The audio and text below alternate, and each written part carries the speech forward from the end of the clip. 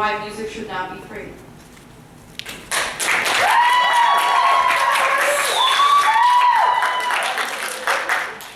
Can everybody hear me? In the back, can you guys hear me?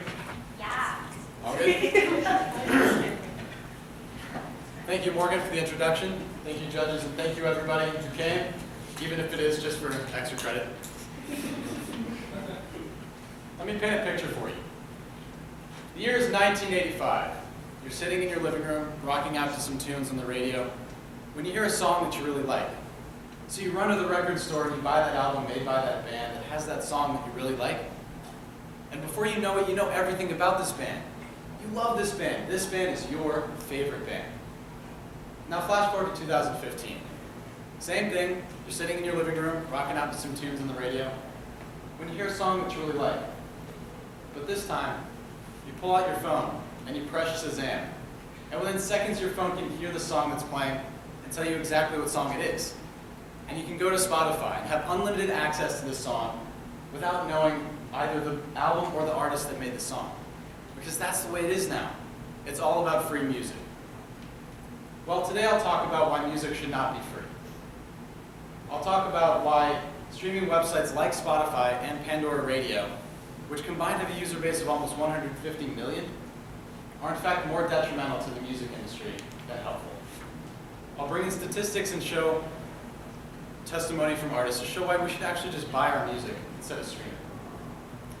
I'm going to pick on Spotify, because in a couple of years it'll overtake Pandora Radio as the largest music streaming website in the world. And yeah, I said world. Spotify has 60 million users in 58 countries. It's huge. It provides access to these users to 30 million of the world's recorded songs, with 20,000 added more each day. It's essentially the love child of Facebook and iTunes. The Guardian, a Pulitzer Prize-winning UK news source, said in an article that Bono, the frontman of the band U2, defended Spotify. Bono said, "I'm a spoiled rock star. I'm the wrong spokesperson for this, but I have to tell you, if I was starting a band now, aged 17 or 18, I'd be very excited." And he's right. Artists more than anything want their music to be heard, right? And what better way to do that than to put it on Spotify? It's exciting. It's innovative, and I personally would be lying to you if I said that Spotify hadn't changed my life for the better. But I got Spotify a couple years ago, and since then the novelty has pretty much worn off. So I began to think to myself, I should not be allowed to have this much access to free music. There has to be a catch. How do the artists make money? Well, I did a little bit of research, and according to Spotify CEO and co-founder Daniel Ek, Spotify raises about $4 to $5 per month in advertisement revenue from its free users, and about $10 per month from its premium subscribers.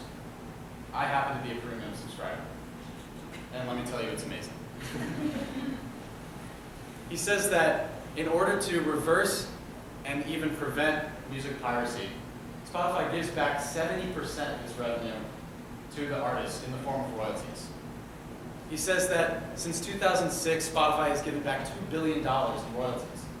Now, $2 billion is a lot of money. So I did some research, and I found the formula Spotify uses to calculate these royalties.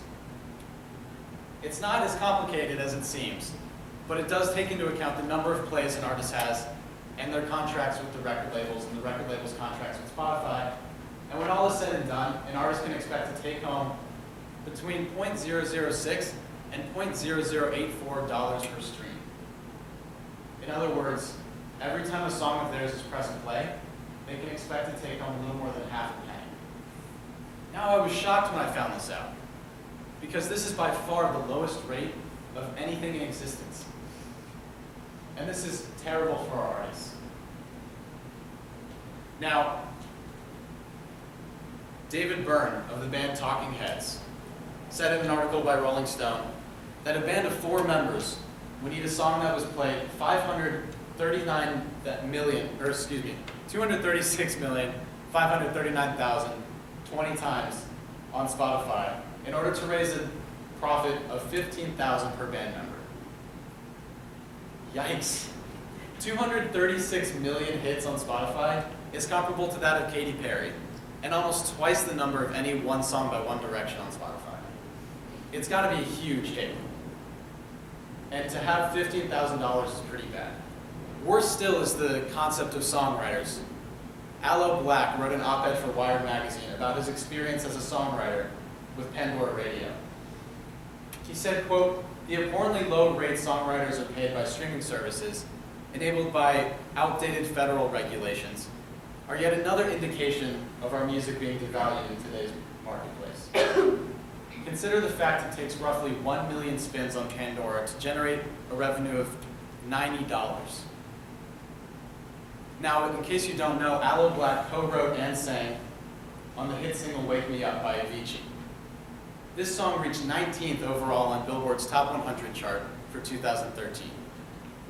And for this, for co-writing and singing on this track, he got $4,000. That's not worth it to me. And it's because of these reasons is why Taylor Swift, one of the biggest pop icons of our century, decided to pull her music from Spotify in July of 2014. In an op-ed she wrote for the Wall Street Journal, Taylor Swift said, quote, "Music is art, and art is important and rare. Important, rare things are valuable, and valuable things should be paid for. It is my opinion that music should not be free, and my prediction is that individual artists and their labels will someday decide on what an album's price point is. I hope they don't underestimate themselves or undervalue their art." Now, she has a point, doesn't she? Since when have you been able to walk into an art gallery and start taking pictures of the art? Never, right? You're not allowed to do that. You can't do that.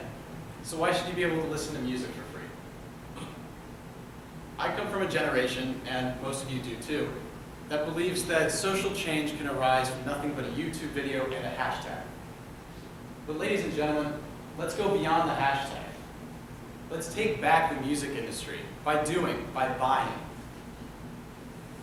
Let's show our artists and remind them that yes, your music is art. It's important and rare, and yes, it's valuable. Now, this issue is of course far more complex than the 8 minutes that I've had selected to say this in. But the message is simple. Our artists are being undercompensated for their work. And if artists are being undercompensated, then where's the incentive to continue making the music that we love so much? And I personally do not want to live in a world without music. I don't know about you guys, but that would be awful. So I urge you today, please support your local record store. Buy a CD at Best Buy. Download some music on iTunes. Buy, don't stream, or at least stream a little less. Because I think once you do, you'll reconnect to the music. You reconnect to the artist, and more importantly, I think you'll rediscover how music can bring you love and life the way it did back in 1985.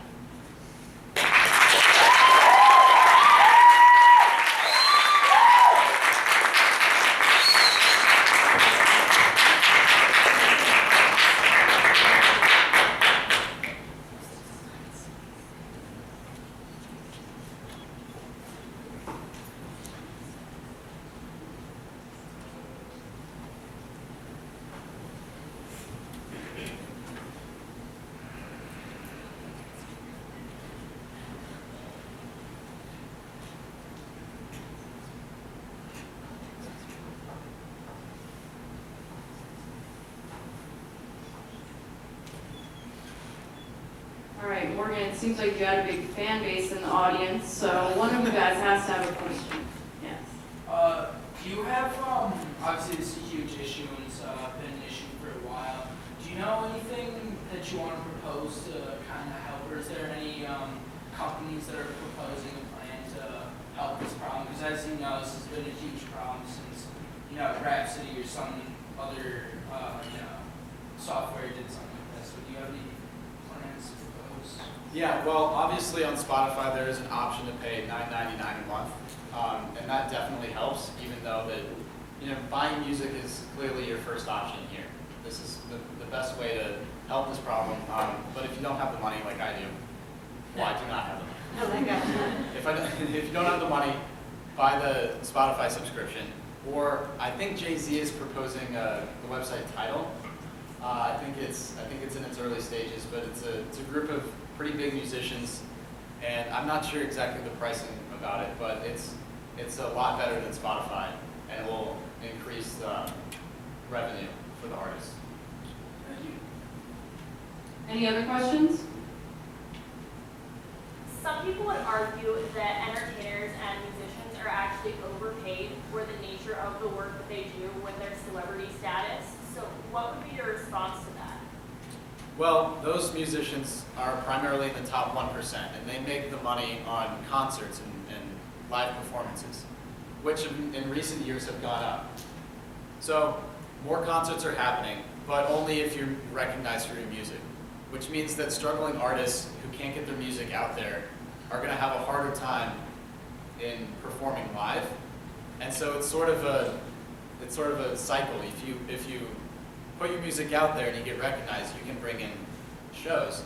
But if you can't get your music out there, and if you can't survive, so if you're on Spotify, you're not going to be able to make enough money to book shows or to make records. So it's definitely among the 1% who think that they're overpaid because they're selling out arenas and things like that. I think I saw one more hand in that area. Yeah, so I was wondering what you thought about YouTube and how that kind of helps promote music videos as opposed to Spotify. YouTube has obviously been around for a while, and music videos are clearly a tool that musicians use to get their music across. So I think that YouTube is a really great platform for musicians. And obviously, like Spotify, for example, if you have a premium subscription, you can download your music on your phone directly. With YouTube, you have to stream it, so it's a little bit harder to get music on YouTube. Plus, you have to listen to advertisements, things like that. So I think that YouTube is a great tool for musicians, and of course, we all know that's how Justin Bieber got his start. So it can be a great asset for musicians to get music videos and to get recognized. Yeah. But do you know how much the advertisements actually contribute to the artist? I do not know.